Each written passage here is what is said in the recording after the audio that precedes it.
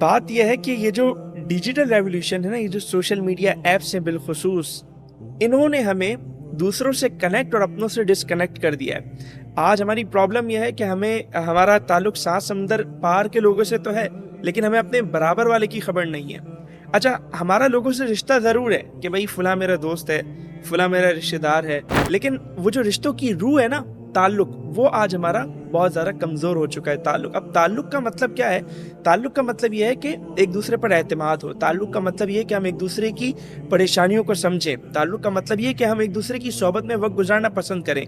तो आज ये सब चीज़ें ख़त्म हो चुकी हैं। अच्छा, फिर आप देखें कि आज हो क्या रहा है कि माँ बाप घरों में बच्चों के सामने रिश्तेदारों की बुराइयां कर रहे हैं। तो रिश्तेदारों की बुराइयों की वजह से शुरू ही से बच्चों के दिलों में रिश्तेदारों से एक तरीके से दूरियां पैदा हो रही हैं। अच्छा, फिर आप देखें कि सोशल मीडिया ने रही सही कसर भी निकाल दी।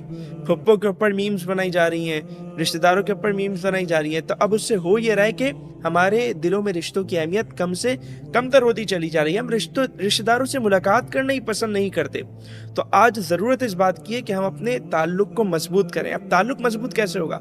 ताल्लुक़ मजबूत ऐसे होगा कि एक दूसरे से मुलाकातें करते रहें, ठीक है ना, एक दूसरे की मदद करें, ठीक है, एक दूसरे का एहतराम करें, रिस्पेक्ट करें, अपनी बातें जो है वो एक दूसरे से शेयर करना सीखें। तो इस तरह हमारे जो ताल्लुकात है वो मजबूत होंगे। और नबी करीम अलैहिस्सलाम की भी बहुत खूबसूरत हदीस है।